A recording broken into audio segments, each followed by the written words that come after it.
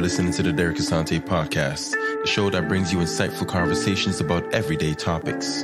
We just aim to keep the discussion above the average. Our guests are the ones bringing the social proof to the conversation. Let's get into it. Welcome to another episode of The DAP Show. I am your host, Derek Asante, and today I have with me an amazing guest, someone that I actually just recently met, and I'm excited to get to know a little bit more about them. And so that's the beauty of this conversation here. Now, I'm going to do my best to describe her, but I think I might slip up here and there, and I'll get her, to correct me later on in our conversation. But she is a driven entrepreneur. That's something that you can see as long as you are online following. And if you're not, we're going to get you on that today.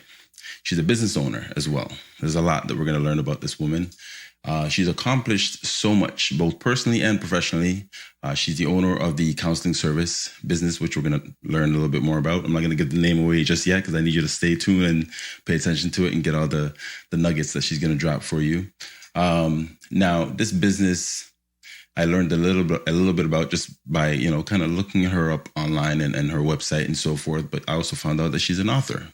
That's where originally I wanted to connect with her about her book. But then I learned more. She had more to offer. And so I said, yes, let's make sure we get her to share her journey with you. And so this is the individual that I'm going to bring on board. Please help me welcome this incredible woman here, Tanasha Smith. Did I get it right? Yes, you did. Yes, Tanasha Smith. Welcome.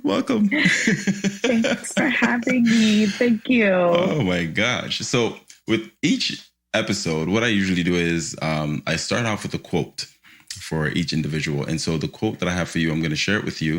And then I want you to share with me what comes to mind when you hear that quote. All right?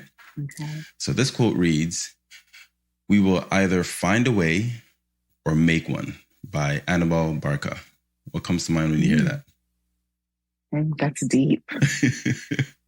I will say that I have surely found my way. Yeah. And some of us get stuck. But it's not that we will never find our way. Mm-hmm. We just need to come in to ourselves. That's it. It's not what's outside of us. It's what's inside of us. Whew. I feel like I'm going to have a counseling session. It might just be about... I'm getting the vibe already. I feel like I'm in that sofa, right? I'm getting comfortable. That's good. And I haven't even started yet. Right? Just the tone. I love that. Thank you for that. Now, I want to go back and then we'll make our way to the present day. All right. So tell me a little about you, your family, and how many siblings do you have growing up? Why, I am the eldest of 9 children for my mother. 9? And that's all girls. What? Yes, all girls. How does that work? Well, I will say that I would be seen as the second parent in the home. Right. Having to carry a lot of responsibilities, and for them to even look up to me. My father has about 14 that I know of, children. Yes. Wait. And so I fall, 14. Sorry, does that include the 9? No. So with my mom, he had three girls. Okay. And with his separate life, he had 14. Wow. And I am the first girl, second child. Wow. For him. Do you know any of the 14? Yes, I do. Okay. I think I know all of them. Yeah, I think I know all of them, but we're not close. Okay. Some of us are on Facebook, but the one that I am close with is the eldest, which is my brother. Okay. And his place is always in prison. Okay. As a child, I've always known him to be there. So the disconnect is always him either coming in and out. So yeah, pretty big family. Wow. Now, how was it with the 9? Because you're the eldest. So yes, you had the responsibility. How close are you with the other 8? The one after me, we fought like I wouldn't even, the term I would use cat and dogs, but we fought. We fought a lot. Yeah. She never listened to me. Mm. Today we are closer than we ever were before as children. Okay. But for the rest, I am not close with any of them. They look at me as a parent, so they feel that they need to prove to me that they are adults in some kind of way. Yes. Because my mother was even though she was there, she was very absent. So I played that mother role to them, which is not, it's not cute. No. Yeah. No. Yeah. It almost sounds like you lost out on being a big sister. Oh, not almost. I did. Yeah, completely. Oh my gosh. Yes, wow. Completely. I've always wanted that sister who would be like, oh my gosh, I went, this place and I had this experience. Right. I did have one sister though that, disclosed her first boyfriend to me. I felt like $1 million because I'm like, oh my gosh, this is sister talk, right? It's not her looking at me as a mom. Yeah. And that was it. I don't have any, that sister conversation. Now today with my sister who's after me, we have a great conversation, and she's now grandma. She's a grandma before me. Right. So I'm now learning from her. And when people see us, they keep thinking she's the one who's older than me and I'm younger. And I'm cool with that. I'm great with that. I'm cool with that. That's a plus. Take that. Yeah. Yes, that's a plus. She can be my big sister in the light of those who don't know, right? Yeah. But I've only known to be responsible. And with that comes with a heavy burden of never having to let go and be a child. Mm-hmm. Yeah. Wow. What would you say were some of the benefits, even though it was challenging and you lost out on those moments of being a sister, but what would you say were some of the benefits in how you were raised or how you grew up? I used to regret being the eldest child, but now I am so happy that I am, because not only am I super, super responsible, I am, I'm very, I don't depend on anybody. I'm independent. I don't need to be told what to do. I just already know what I need to do. So when I look at sister like number 6, I'm just like, woo, if you only listen when I told you to wash the plates, you didn't listen, right? It's just like, I don't want to be an adult. Right. So that the benefit is my survival mode, I had to learn as I got older, I got to turn it off because I'm not there anymore. Right. The benefit of knowing that I'm street smart, I just get the way that life should be when it comes to being a mom, especially. It came easy for me, to the point that my husband was shocked that he said, did you do this before? I'm like, no, I have never given birth to a child. But because being the eldest child, the responsibility, I had to know. I had to know what I had to know what to do in order to protect them and to feed them, show up at parent-teacher night meeting. Like, I did it all as a teenager before I became a mom. Would you, besides the fact that you were the eldest sister and you had to take on that responsibility early on, would you change anything? Just hearing the benefits, I'm curious to hear if you would change anything besides that part. Yes. What I would change is the fact that if my parents were present, I would be able to enjoy my childhood, enjoy moments with them, instead of having to be the one who is the discipliner, micromanaging and all that stuff that I did not want to do, but I had to do for the safety of them. Yeah. So I wish I had enjoyed my childhood just a little bit more. Wow. I can imagine that. I'm thinking about your parents. I'm thinking about your parents as you're speaking. How would you describe them? Like, well, let's back up a little bit. Let's say, how old were you when your father was not in the picture? I'm assuming, since he had 14 other siblings for you. Well, let's say you can be raised in a home with both parents and a parent still be absent. That is true.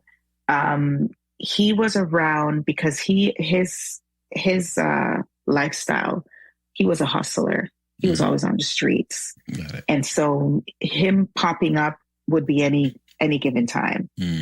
I had him around me from, I probably would say from I was newborn, until about, I would say 7 years old. Right? Yeah, 7 years old when my mother had to actually leave the environment because he almost killed her. So she had to take custody of us.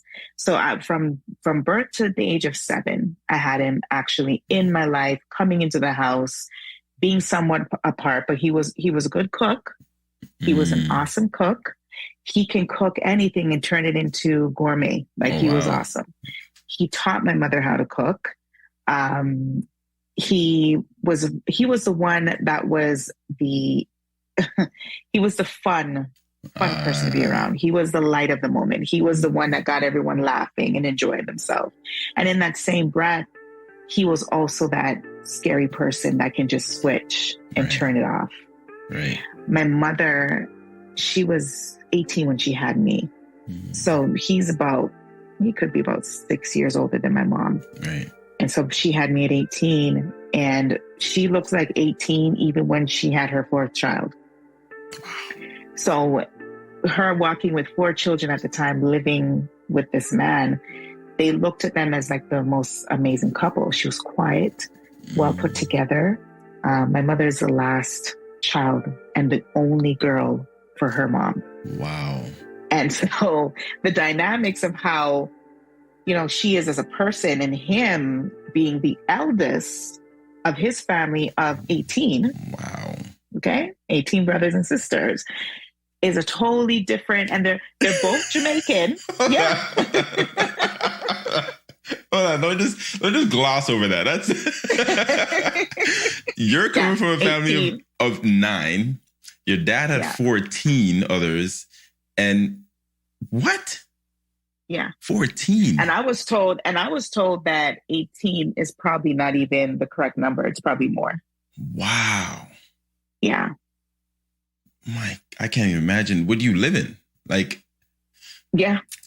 Okay. Yeah. Okay. In Jamaica too. In Jamaica. Right. Yeah. Wow. Okay. Yeah. Okay. My gosh.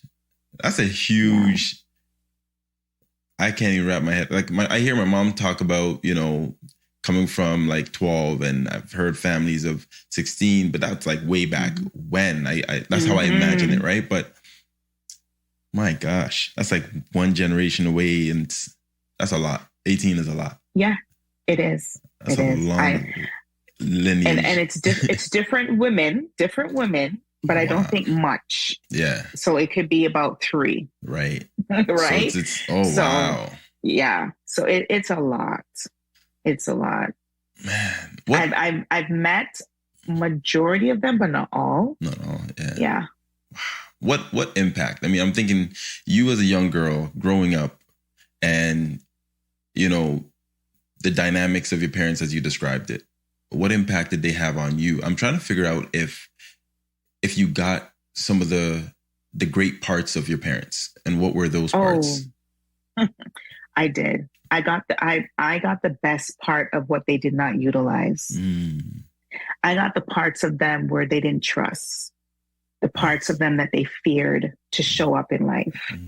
My mother was a go-getter. Anything that she puts her hands on, she can manifest into a masterpiece. Nice. But the problem with her was that she never finished what she started. My father, I only know him to be very intelligent. My mother, she had a disability with reading and writing. By the time I was born, she couldn't help me in school. So I had to teach myself how to read and write. And so my father, he was more educated, but he was never around. I don't know what he was good at, because he was good at cooking, but I don't know how much more he was good at. Right? Which I know for sure that I probably have his intellect, because females have their father's intellect and the boys have their mothers. When it comes to when I show up in the world, I know it's more so of my father than it is my mom. But when I have to face my insecurities, in a sense that I feel that I'm less than and I'm not enough, I know that's coming from my mother. Having to be a mother at such a young age, having to fight for herself, having to go through so much trauma and never speak of it. Wow. And so the thoughts that we tell ourselves, right? That we're not enough. Yeah. Now, you said something that struck me. Daughters get their intellect from their fathers and sons get them from their mothers. Is there anything you can share with me about that? Because I'm curious to know a little bit more where that comes from and how you came to that. Well, with just me and my curiosity, I'm always trying to figure out my family, the roots, how we come from, and even how we're developed in a way that how we go after life. And I'm the first in my family to finish high school, college, and university, right?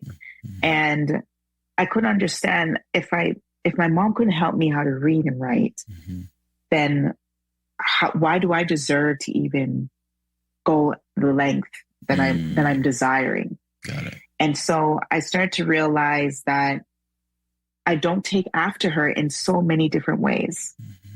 But because I don't know my father's performance in school, just by, his ignorance, I know him as, I realize when I show up in the world, I feel it inside of me that this has to be my dad. Right. I feel like I am performing in my dad's genes of some sort compared to my mom, because I've only known her to be very depressed, very miserable, isolates herself, and she never takes chances. I know my father's a risk taker. So after having my children and realizing how they developed, I realized that my son takes after me to a T, in a sense, his personality, his intellect. Got it. He's a visual learner like myself. My daughter, who takes after her father, so much to the point that they think alike. It's scary to watch. It is really scary that I had to learn. I've learned so much more about my husband through my daughter. So men struggle a lot with expressing their emotions. Yeah. And so she struggles when she has to express her emotion. I'm like, how is that? How is it that this child is so much like her father? Right? But you can't tell her that. She says she's exactly like me. Yeah. But I've read books and I've listened to documentaries on, just the development. And even in school, I had to learn the development of a child, how when the baby's born, based on the mannerism and the behavioral and how they adapt and how they take after their bloodline, right? And so I start to look at everyone in my family, look at how my grandmother responds when she's showing up as her best self versus when she's uncomfortable and thinks she's not enough. Very much like her daughter shows up that way, but I didn't get to know my grandfather, her father, right? How he showed up in the world, but I only heard stories. So I look at the generations of how they were intellectually and their behavior. I study behavior very, very, very, very much in the sense that the nonverbal is what I pay attention to, not much the words. Because how we respond, and that's why I always tell people, someone could be depressed, but you can never know how bad they're doing. Because we all look the same. We all do the same. We continue to work and continue to smile and do what is accepted in society. So I say all that to say that I've done a lot of reading and I've looked at my genetics, and being a mother has helped transform me into seeing things at a whole different level, and also encourage me to break the cycles of what I know with my family and what I now want my children to no longer to learn, to unlearn. So it's not just healing me. I've done a lot of work to break some generational cycles of behavior, especially. At work is never easy. It's not never easy. Oh my gosh. Yeah, because that really stuck out to me because I'm paying attention to my daughter. She's 7. And I do see a lot of me in her. And I see a lot of my son, my wife and my son. So that's why I'm that really stuck out to me, because I'm thinking, hey, I thought it was just me, but I'm glad there's something. I'm going to have to look into that a little bit more too, you know. Yes. I'll pick your brain about that. Now, no problem. So you have a 16-year-old, right? Did I get it right? Yeah. Okay. So I want you to go back when you were 16. How far off are we as far as how your daughter responds to the world that you did in your time? Like, who was Tanasha in high school? Well, I was a very quiet student. I never spoke in class. I never put my hand up. I was so quiet. I was born in a time where you're to be seen and not heard. And my mother put me in a Catholic school where she wanted that because she's come from Jamaica where everyone wore uniforms. So she just thought it made sense that I went to Catholic school. A lot of people thought that there too. Wasn't. Oh yeah, a lot of people. And I don't know if it's like my mom who just thought, uniform it is, and that's what we're going with. But that was her way of thinking. It's best we go Catholic because you wear a uniform. That ain't got to buy no extra clothes. Yeah, you know what you got to wear, right? Yeah. And having to not see myself show up in classes, I can count on one hand the amount of Black kids that were in school.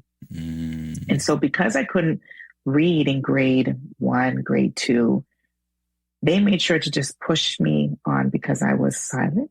I didn't misbehave. And so it's like, check mark, she passed because she listens, right? In high school, I was still quiet, but I was a walking time bomb. Really? In a sense that I had so much anger in me that I didn't realize how much anger I had in me until I fought. What were you angry about? I couldn't tell you back then what I was angry about. Yeah. But I was angry because my father, having to leave my mom the way he did, destroying us as he did with having to abuse her physically. I was angry when my mom wasn't available for me. And by the time I got to high school, I was already molested maybe 3 times already. Wow. Right? So I had just this anger. And then I didn't have a social life. Wow. So as soon as school was done, I had to be home. Because you have to take care at of the a other certain ones. hour, because I had to take care of the other one. So I didn't get to mingle, go to the movies, go to the mall. I don't know anything about that. I don't know that kind of life. Wow. So when I see my daughter, I always say to her, I'm jealous of you. Yeah. I'm really jealous of you because this life, I don't know. I don't know this life. Yeah. Can't relate to this life, but I'm helping to give you this life that you're living. And so every time as she got older, I didn't do it with my son because he's a male, but as she started to talk and start to share what's on her mind, all I kept thinking was, who was I when I was her age? Was I so vocal? Yeah. And so as she got older, I'm always marking myself in a sense, what were you like at 16? I was nothing like this child. She's working. She's a competitive dancer. She's a straight A student. She's so highly competitive that she competes even with herself. Her father and I never tell her, you got to bring in good grades. Yeah. No, she's hard on herself. So she doesn't even give me room to be that to her. And at her age, I was battling with my image. I was battling with suicide. I was battling with having to run away from home. I did not like myself. I didn't like where I was living. At that time, I was living in Rexdale. I had to fight in my home just to survive when I had to face my abuser. But then when I left my home, I also had to fight because there was girls in the neighborhood who didn't like me. just because I was a pretty girl. And a lot of students that I had to work with in the years of service of being a teaching assistant, I met students who like, why do they hate me? And I said, because you're beautiful. And I'm like, here I am telling this child the same thing an adult told me, and I couldn't believe it because it just doesn't make any sense. You just hate someone because they're pretty. And I didn't even like myself. I didn't like who I was. Wow. That's powerful. Thank you for sharing that. I had no idea that was in the backstory. Oh my gosh. Wow. So how do you get through high school with everything happening? High school was my safe haven. It was a place where my name wasn't called to wash the dishes, to change the diapers, to cook and prepare food for my siblings. So when I got there, I was so present that I did not, my escape. I did not want to hear the bell for when 2:30 for me to get on that bus to go home. What? And it was struggles. Go for it. Yeah, it was struggles just to get up in the morning because I struggled with I have iron deficiency. So to get up after a long night of staying up, I am exhausted. And then I get to school. So my absence was horrible by the time I got to grade 10. Wow. I had to take 3 buses out of Rexdale, Jamestown, to be real frank, Jamestown, to get to St. Michael's. St. Bathurst. There's 2 of them. Okay. So it's St. Joseph Michael Power School. I don't know why that was the name. Yes. So they then called it Michael Power. Yes. And so I had to take 3 buses just to get there. Wow. I didn't go to the schools across the street like West Humber or Marion Academy. My mother sent me out of the area, and I'm grateful for that because I would have had to face horrible days in school. I probably wouldn't have graduated if I had to attend the schools in the area. Isn't that interesting how that works? My mom did the same thing with me where she had me go outside the neighborhood, but my brother stayed in the neighborhood, and we're total polar opposites. Yeah. Right. And I find that, I'm grateful for that too. It helped because you got exposed to different cultures, different people, different, different experiences. Right. And that shapes you. And before you know it, you're an adult and you're like, oh, I've been around Italians before or Koreans or Asians. And so now you're familiar with how to navigate when you do meet people of that culture. Whereas when it's just you and your own people in the same, box, you're not exposed to anything. So you're extremely ignorant the minute you step outside of that box. And now you want to run back into the box. And so a lot of people get stuck there.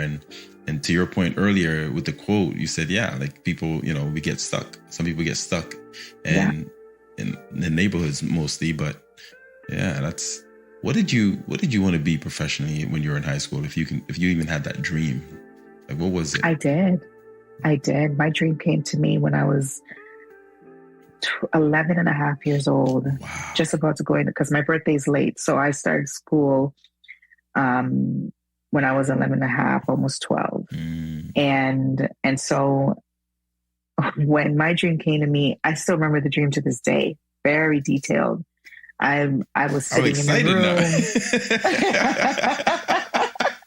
I want to hear this. You remember it so vividly? Great. Let's do it. Yes. And let me correct that. It's 12 because, my birthday's late. So 12 years old. And so I remember the dream. I'm in this office space.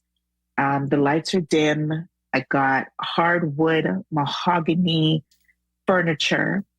And there's this person, it was a male, sitting on the chair, but he wasn't sitting. He was kind of like lounged. And the chair was that old time, those old time couches with the buttoned in the sofa. And so it's leather and it's nice and brown. And I'm sitting in a very cozy brown chair myself. And he's just sharing his problems to me. And the phone rings and my friend at the time was the receptionist. And she says, whoever I had a crush on at that time, that was the last name she called me. So she said, Mrs. Sheeta, which was this Italian boy who was my neighbor. And she said, Mrs. Sheeta, we have a client here waiting for you. And like she said, your 11 o'clock is here. And I said, thank you. And she hangs up the phone. And I continue to have this person speak to me. And I'm now in the dream looking and thinking, what is going on? And why are people here to see me? Right. And what am I doing for this person? Yeah. And I remember waking up and telling my grandfather the dream. And he says, well, my dear, that sounds like you're going to be either a shrink or a psychiatrist. And I was like, what? I didn't want to, it just didn't sound right. I'm like, a shrink? Yeah. What is that? Right? And so I was so determined that this dream came back to me. It's almost every day I thought about this dream. It felt so real. And I remember going to the library and just researching. And I didn't like what it said to be a shrink. I didn't like the definition of it. I didn't like the definition of the psychiatrist. I'm like, why am I giving medication? I don't want to give medication to people.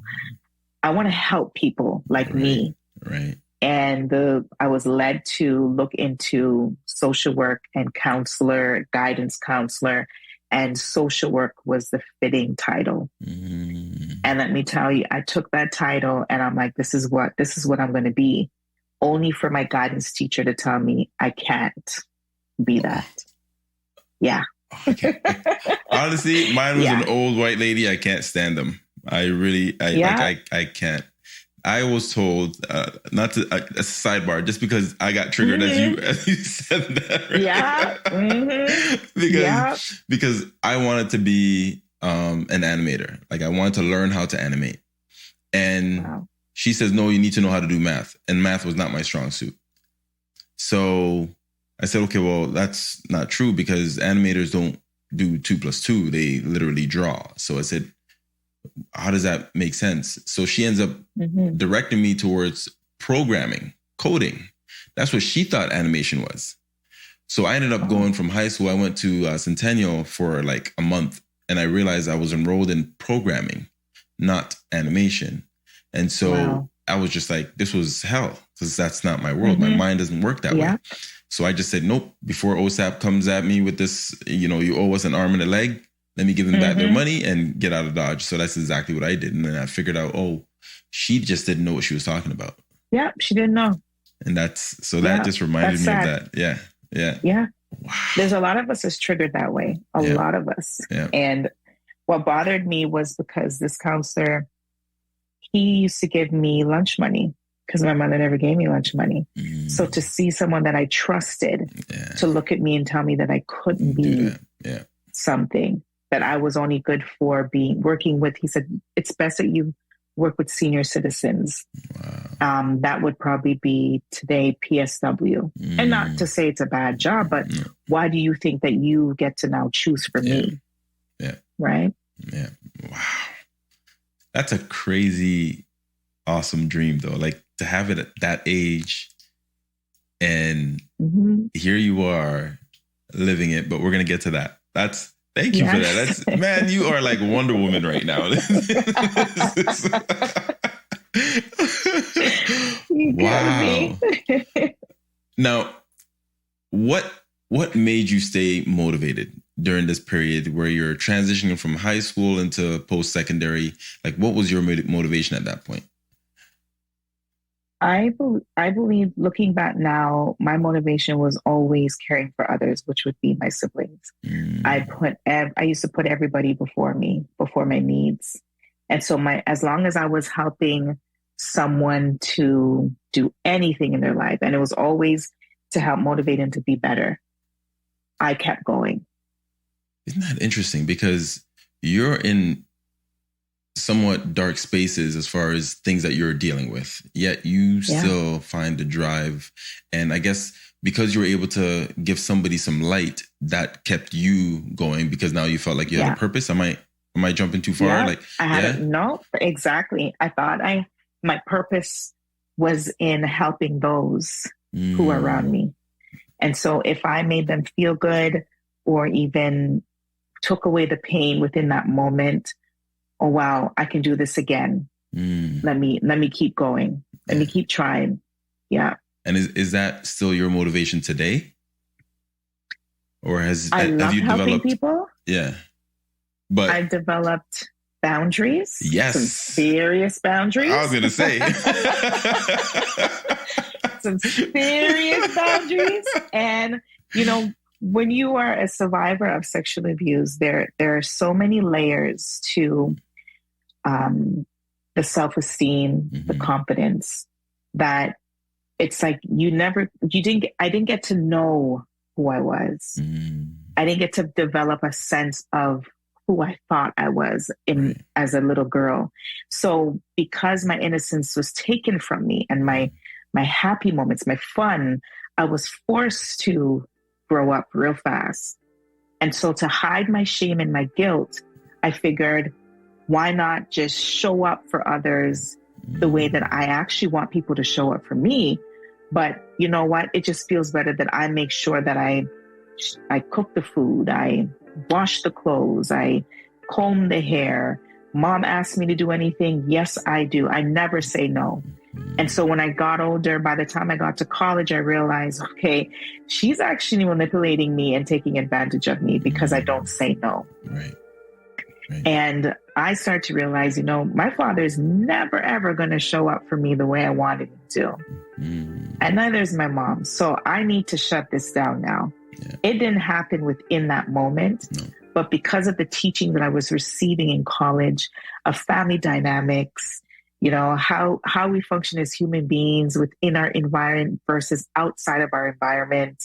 And I'm reading these books and I'm like, oh no, I have to shut it down. And so it was painful. It was painful to say no. And there was times I had to learn the lessons over and over and over, because the closer the blood, the harder it is to let go, right?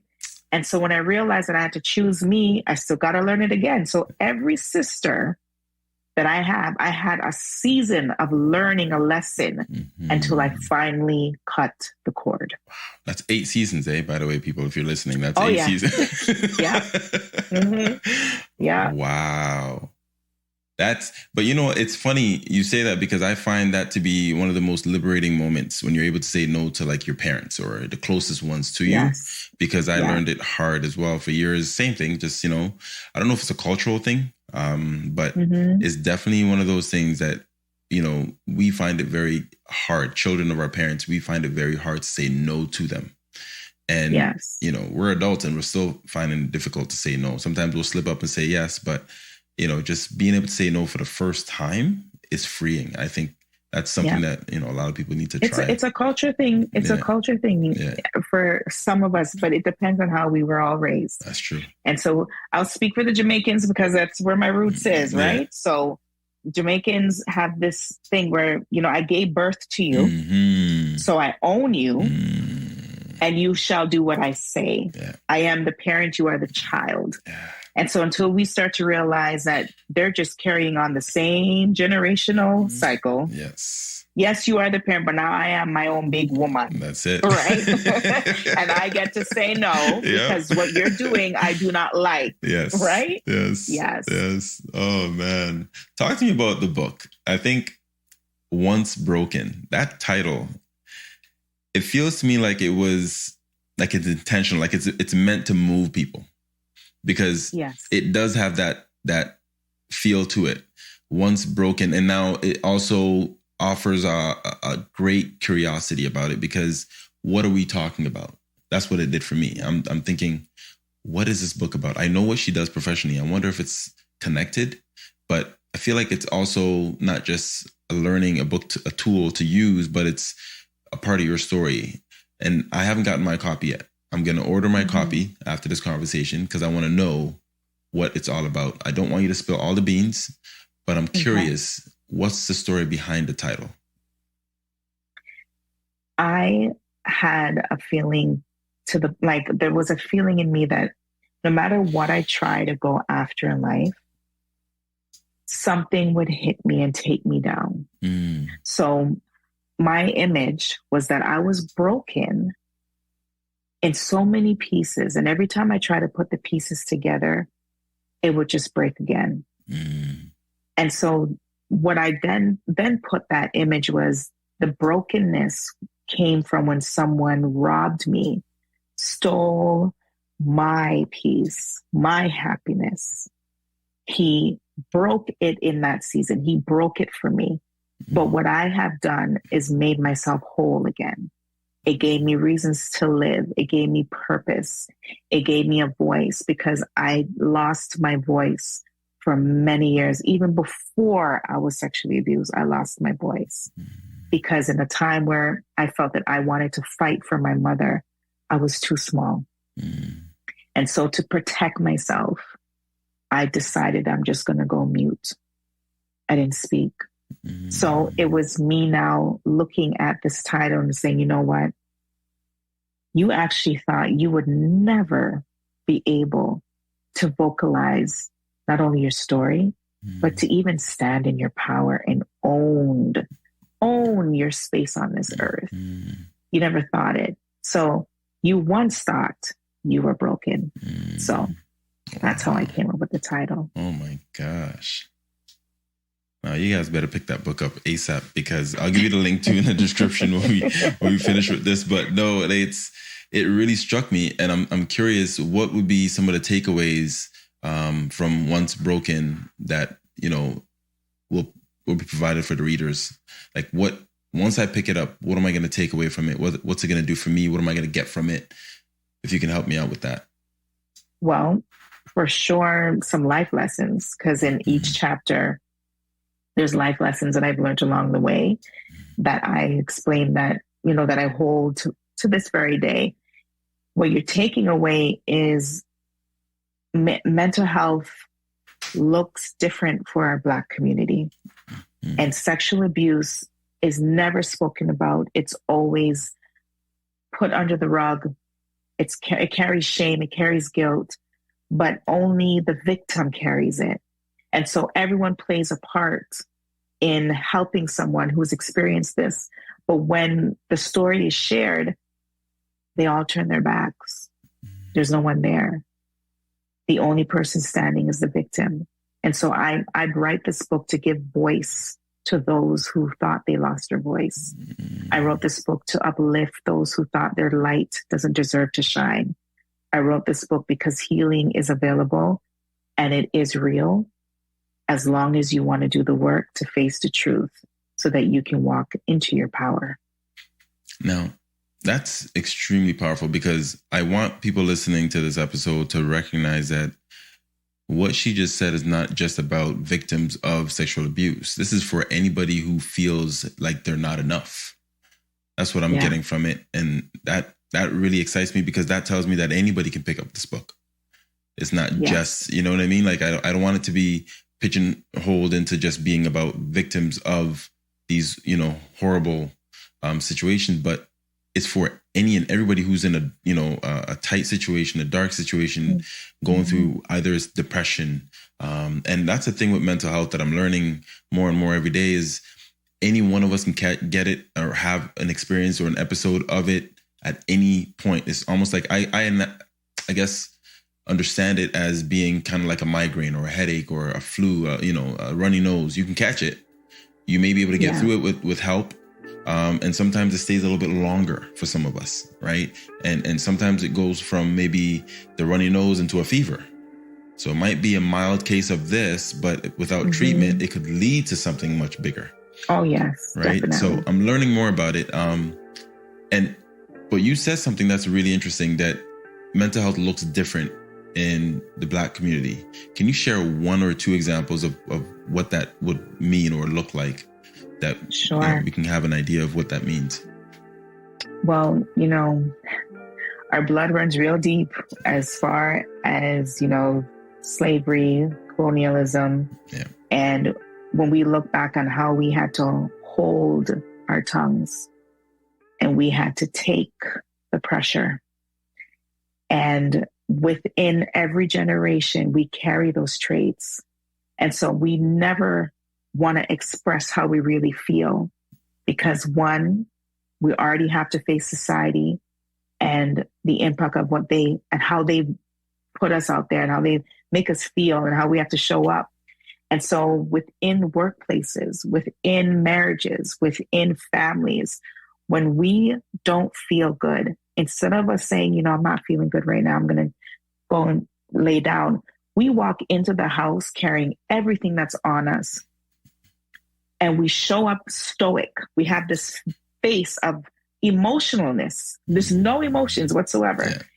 And we carry on in this life every day the same way. And we refuse to acknowledge mental health. We don't want to use the word depression because it's like a disease. We feel like we need to be in the madhouse. So it looks different for our Black community because we still got to educate everybody. We still got to let them know that you're seen, you're heard, you're deserving, you're loved, and you too matter, right? And it's okay to not be okay. Yeah. And so my passion is to always drive the fact that self-care is so important, because our Black community, we're forced to feel that we got to work hard, we got to hustle, we got to bring in the money, we got to make sure we have what we need. But there's no softness. There's no, all right, let's take it back a little. We accomplished something. Yeah. We don't even look at what we accomplished because we're so, strung hard on making sure that we're showing up and we're doing what's right and following the steps. Yeah. But we don't take the time to take a breath and be like, wow, let me sit back and just enjoy this for a little. Yeah. We're just ready to be back on the grind again. Thank you for that. You hit it right on the head. You hit it right on the head. It's going to shake a lot of people with that one, and I appreciate you for sharing that. Where can people get a copy of this book? It is available on Amazon. Okay. It's been two years now. Yeah, 2 years. Nice. So I'll make sure the link is in there. I'll also include her IG contacts later on so that you can get it and then make sure you connect with her and maybe get it signed, because we all know the value that brings. More than welcome to sign. Right. Yes. Now, how do you define broken? Like, if you had to define it, how do you define it? And how does a person know if they are broken in order to begin that, that healing process? Well, I'm going to say, because the book is called Once Broken, and none of us can ever be broken. It's the thoughts that we bring to ourselves and make true. It's what we think we become, right? And so doing this work for over 18 years of social work, I've come to realize that we only lose our power if we give it away. And that means losing self-control. So if you don't have self-control and you feel like you need assistance in waking up in the morning, you need assistance with now someone helping you prepare your meals, this is where it's gone really bad now, because you've lost sight of who you are. And sometimes the reason why we lose sight of who we are because we're afraid to ask for help. And we look to others to validate how we're feeling. We also compare ourselves to others to see if we match up to what they are. But we're not looking inward, right? We're not trusting ourselves because we rely on all the resources that are outside of us. It's scary though, because I know a lot of people have lived for so long hating who they are because of what others have been telling them or feeding them, right? Whether it's images or just, family members telling you you're not good enough, for friends. And now you're saying, I have to be able to love me before I can get, change my mindset before I can get what I need to get out of this life. Yeah. That is difficult. Is that where you come in, try to help people kind of get back into, okay. So that leads me to my next question. Love Right? Because what is the difference between a registered social worker and a non-registered? Well, a registered social worker is covered by the Ontario College of Social Workers and Social Service Workers, which means you're protected under this college. And for the practice that you run, and I guess also workplaces that you work under, you have to follow the code of ethics. And it's just like doctors, once you sign up to become a doctor, well, not sign up or go to school and graduate, you now are under a licensing. So registered social worker is a licensed social worker to practice psychotherapy if that's what they choose, or to work with an organization that provides counseling for those who are seeking psychotherapy services. Okay, that's important to know because I wasn't sure. And so, because you hear people say I'm a social worker, but when I read your bio and I saw registered, I said, wait a minute, that's a new word before the words social worker. So I'm curious if there's, and so that makes a lot more sense. So folks, if you're listening to this, again, pay attention to the details because it's going to make a difference as to who you're, getting help from and how qualified, if they have that liability coverage with that school, the university and so forth. So that's what you want. You want to make sure that person's actually who they say they are and they have all the qualifications.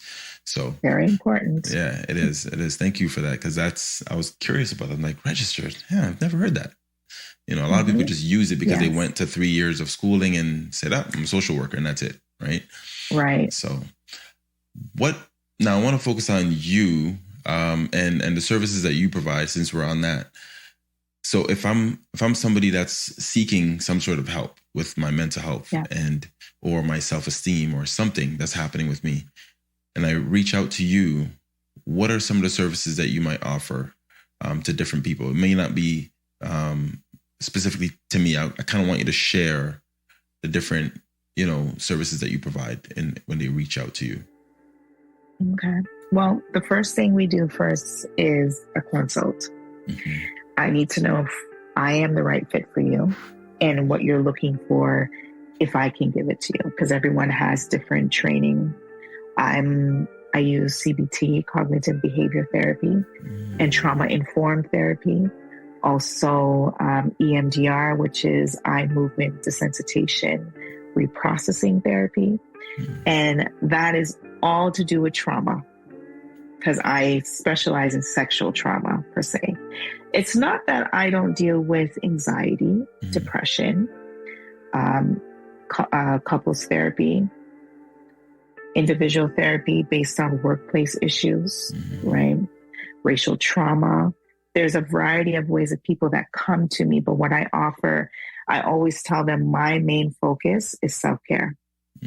So I could be so fancy doing all these therapies, but what I'm going to teach you is to take care of yourself. Because you can experience death, you can experience an illness, you can be going through issues at work. If we don't know what we need to cope, we're just going to continue the same cycle, behave the same way.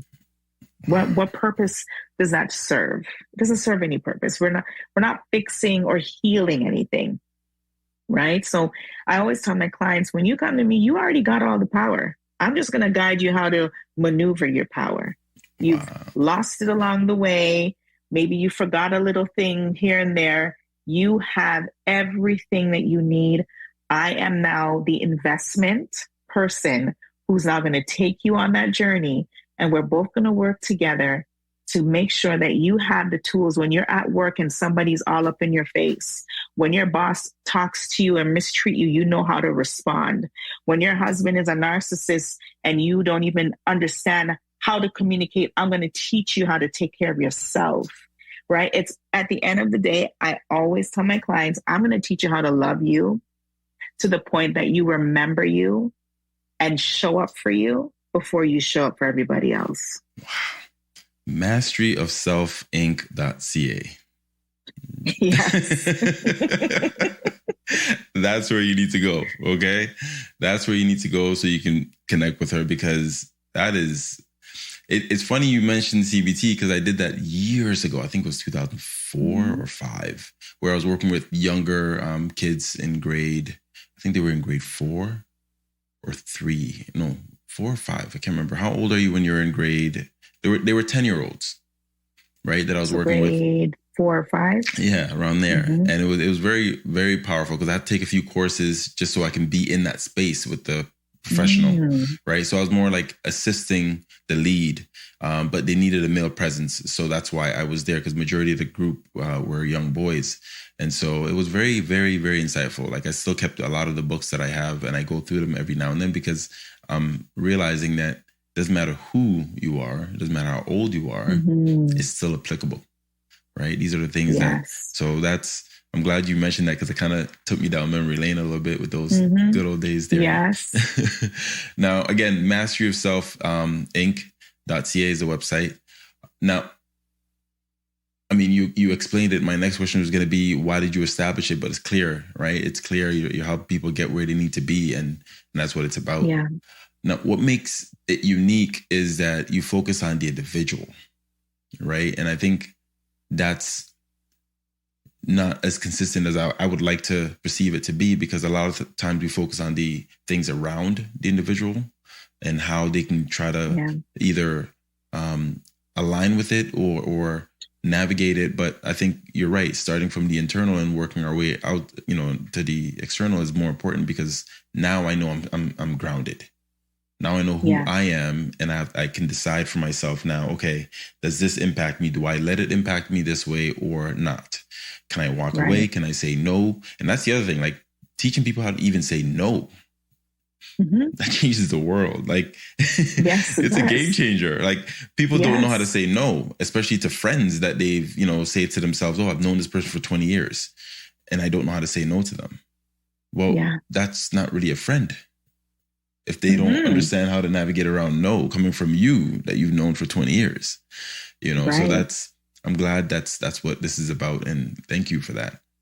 Now, you're welcome. Your website, you stated on there, and I love this, but it said, the transformation begins when the work on self is applied daily. Yeah. What is one thing that somebody can take away, listen to this episode, that they can work on daily, like an exercise or an activity or something, a suggestion or a message, anything that you can share that they can take and do on a daily basis? I'm really asking for me, by the way, just. No problem. Well, we go through different seasons, and we transform based on where we are in our lives. And so I always encourage my clients to tell me, what do you like doing? Oh, well, I don't do anything. No. What do you like doing? Okay, tell me, when you were a little girl or a little boy, what was your favorite thing to do? Oh, I love to do puzzles, and I love to draw, and I love to paint. And so when I go back to when they're little and they start to tell me all these things that they enjoy doing, I said, okay, why are you not doing them now? I got time. Oh, okay. So when are you going to make time? Because this is serious. I always tell them, this is a serious step you're taking with me, because I'm going to hold you accountable. So the things that bring you joy, the things that make you smile, the things that make you feel good is what you're going to put in your daily practice. Because when you lose sight of those, you go into a cycle. I'm not enough. I don't deserve. I don't get enough sleep. I'm unhappy. I can't take this life. I don't want to be here, because you're not filling your cup. The saying, make sure you don't use an empty cup or use out the empty cup. I always tell people, when you fill that cup, you're filling it for you first. You're not filling up for your wife. You're not filling up for your children. And I tell people, everybody's got to have boundaries, everyone.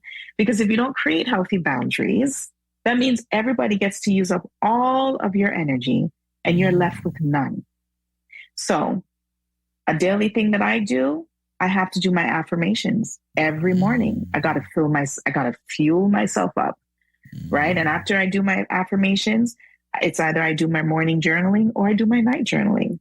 But journaling has to happen, because that's what saved me to continue my life today. Oh, wow. So learning to journal people always think that it's a difficult thing because they never had to apply it yet. They never had to take the chance to write their thoughts on paper. Scientifically, when we use pen and paper, both sides of our brain is operating at the same time. Could you imagine how much power comes out in paper when you're using both sides of your brain? And so there's gratitude journaling.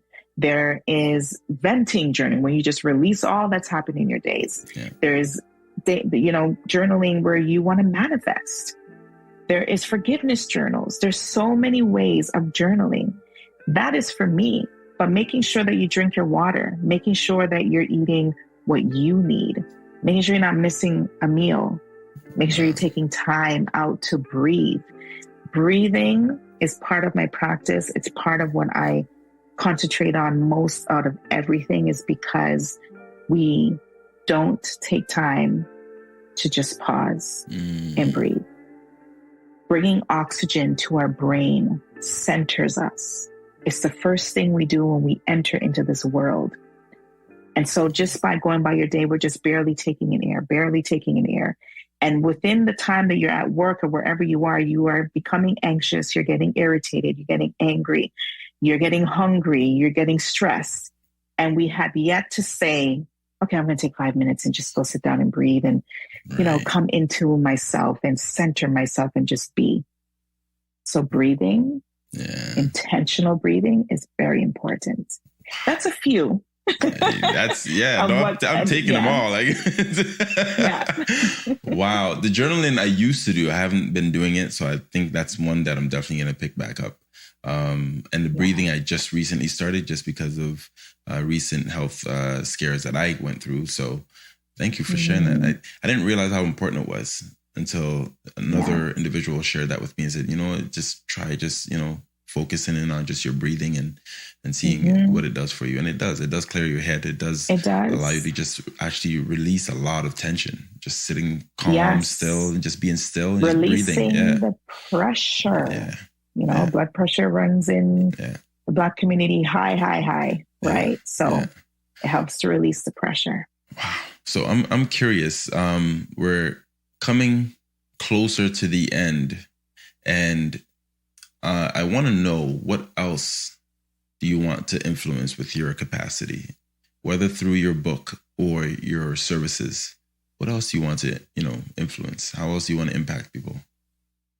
I want to be able to help, especially young people. I love young people. I love helping the youth. And the reason is because when we're teenagers in high school, that's the period where we're trying to figure out who we are.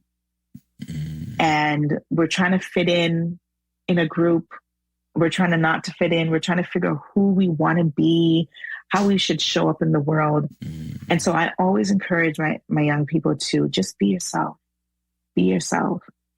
Parenting has a great impact in this time of growth, right? How you speak to your children and how you show up for them is very, very important. So I want to help parents parent. There's no right way. They have the methods. They just need to be taught how to connect with themselves and their child. I want to show up for those who've been sexually abused. I want to be able to have speaking engagements, run groups for those who are survivors. I want to be able to create, I am creating now, a self-love journal where it's intentional for you to release your daily stresses and to be grateful and to also manifest throughout your weeks and your days. I also want to be able to finish my audiobook, which is almost done, because this story, as much as, it's called Once Broken, when people hear the backstory or even just the intro of where I've been through, like, oh my God, it's too heavy. It's too much. It's hot, And so I want people to get comfortable, because I enjoy having uncomfortable conversations. It's my strength. And so to be able to talk about sexual abuse as if it is alive and it's not dead, to bring voice to those who've lost their voice, to bring healing to people who are ready to step into their power. I want to be able to show up in the world fearlessly, unapologetically, and to make sure that people understand that we are all one. And if we just come to realize that if we take care of ourselves, if we take the time to take care of ourselves, this place, this world will be so much better. Man, that was so beautifully said. Thank you. Oh man. Thank you. Like it's amazing, because the more you speak, the more I realize, like you are for real. Like this is what you do, right? Because I can hear it, the calmness in your tone and just the way you approach you know, what it is that you're trying to deliver, and everything else is pretty clear, and it's to the point, but it's not harsh. If you know what I mean, like it's digestible, it's easier to accept, it's welcoming, you know. So Yes. it definitely takes some skills to do that, and I appreciate you for that. So we're at this segment in the show where I shake things up a little bit. I'm going to ask you a silly question. All right. All right. So it's a would you rather question. Okay. Would you rather get a paper cut every single time you turn a page, or bite your tongue every time you eat? Oh, man. Both of those are like horrible. You know what? I'm going to go with the paper cut because I have a high tolerance of pain. So paper cut it is. Oh gosh. Okay, so you can manage that pain over biting. Yeah. Oh goodness. No, I like to throw that in there when the conversation is very heavy. Just to kind of lighten it up a little bit. Now, we're coming to the end. If you could improve 2 areas in your life, what would they be? Oh, improve 2 areas. Oh, wow. This one's a toughie. I know. Because I look at things as I had to go through them to learn the lesson, or I just had to do it. Mm-hmm. If I could change 2 things or improve 2 things, it would be the relationship that I have with my mother. Okay. And my father. Yeah. Nice. I would, if I had a relationship with those 2 beings, and I'm sorry because I'm just so deep that I don't even bring it to another kind of thing. But if I had a relationship with those 2 human beings that helped bring me into this world, I probably would have been 10 times ahead of myself of where I am today. Yeah. Wow. And I had to learn to parent myself. So if I had them as parents, I would have shown up. Yeah, a whole lot different. It's interesting too, because you can play the other side and say, if you did have them in the way that you would have liked, you would have also been slightly a different person. Parts of your character trait would have changed too. So it's interesting. Yeah. It's almost like you don't want to say I regret, but I'll take the best parts of it. Right. Yes. And Yes. Yeah. What's next? What's next for you? Because you got a lot on your plate. I can only imagine if there's something else. I mean, you mentioned the programs and everything else. So that's what you're going to be doing, I'm assuming, right? And so in 3, go for it. Go for it. I want to be able to, well, I'm not be able, I'm going to say I've already connected with some other professionals to do retreats. I as a woman, it's hard for me to stand in the presence, or even to say that, you know, for Black men who do not have a strong voice out there, they need the support just as much as Black women. And so coming together with professional men and professional women and creating a retreat that gives impact for them not only to leave with, but to practice at home. Do it. That's the next thing, because our Black men, and I'm not saying other men out there are not suffering, but it's time for them to show up. It's time for them to stand up, and they have it in them. It's just that they need support systems that are going to allow them to vocalize their emotions and to trust themselves so that they can trust others. Yeah. And it's really what you're describing too is the lack of safe spaces to have those conversations. There's not enough of those. No. Yeah. Right.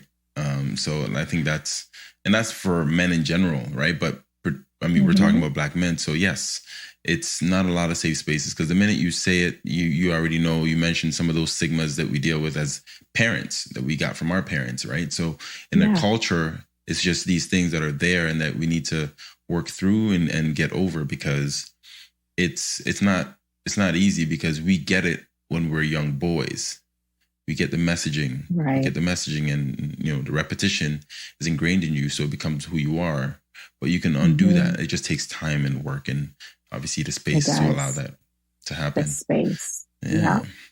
Now, could you share an important life lesson that you've learned recently with us? That I get to choose who I want in my life. And I get to choose friends. I get to choose colleagues. I get to choose acquaintances. I get to choose family. Because a lot of the times growing up, I felt that I had to keep a certain way just to keep the peace. Right. And keeping the peace means also to keep secrets. I don't like secrets because I had to carry one for a very long time. So my life lesson is that I get to choose. Wow. That's the first I've heard that. That is the first time I've heard that. But choice is essential. Yeah. Wow. Everybody's got it. Yeah. Well, we just don't exercise it as much as we No, we should. don't. Yeah. Wow. Other than your book, what is the most recent book you've read? This is where I cheat because I'm building my own book collection, right? Okay. So when I get a good book, I go and get it and make sure I add it to my collection. Yeah. The one that I'm reading now is the Viola Davis book. Oh, I got the audiobook. Yes. I didn't get the audio. I got the physical because I just felt like this one's a keeper. Well, that's the thing. I had to get it now I have to buy it because the audiobook told me I need to get the book because I'm a person with the book. I usually start with the audiobook and then I get the book. Oh, okay. Because I want to enjoy it now. And then I get the book and I actually make notes. So my books, I try not to lend out because I've written all over them. I take whatever nuggets I get, I highlight, I write, and I have a little notebook with me every book that I read. And I actually write quotes or statements that resonate with me. I write them in that book. So I have kind of like my own little Cole's notes that I walk around with. Yes. Right? I'm starting to do that now that I love to listen to audiobooks. Because the one that I'm listening to is called The Anatomy of Energy, which is just crazy amazing. I gotta look into that one. Yes. Nice. Because I read into energies very quick. Any space that I go into. So this book is now, it's fueling me in a sense that not only am I owning, my gifts that I have, because we all have special gifts, but I'm now able to learn how to use my energy to benefit myself, knowing when to shut down certain energies that carry toxic entities around them, people who come into your space. I'm able to manage what I no longer want in my energy field. Yeah. So that book is very, very interesting. Nice. I'm going to check that one out. Thank you for that. Yes. Now, how can others connect with you and learn more about you and the healing journey that you are providing, the support initiatives that you are, going to be spearheading, like even the retreat, right? Anything that you're about to do or you're currently doing, how can people connect with you so they can support it or become a part of it or, fund it or anything like that? Well, they can follow me on Instagram, which is Mastery_of_self, or on Facebook, Mastery of Self. I don't like social media, but because it's so draining. Yeah. But I'm trying. I'm doing. I'm trying my best. But if I post anything, if I'm doing anything, that's where they can find me. Awesome. And the website is for business services. So make sure you get to that. That's Mastery of Self, inc.ca. So make sure you check that out. I'll also have it in the description. Now, when it's all said and done, how would you want to be remembered and why?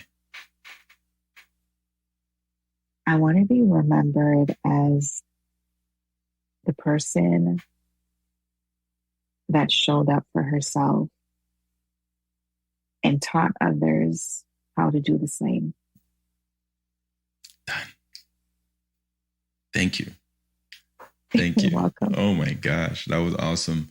I want to thank all the listeners for joining us this week for this conversation. It's been an honor for me just because I learned a lot, and I'm going to learn a lot more because I'm going to continue this relationship and make sure I tap in and connect anybody that I know with you just so they can benefit from it as well.